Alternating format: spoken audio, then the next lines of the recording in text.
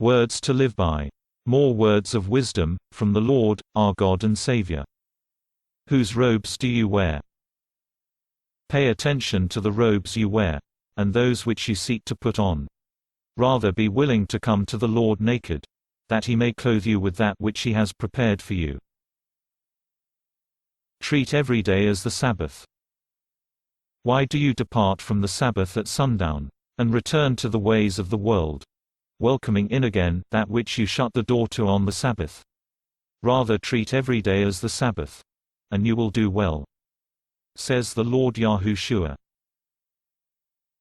The sound of my love.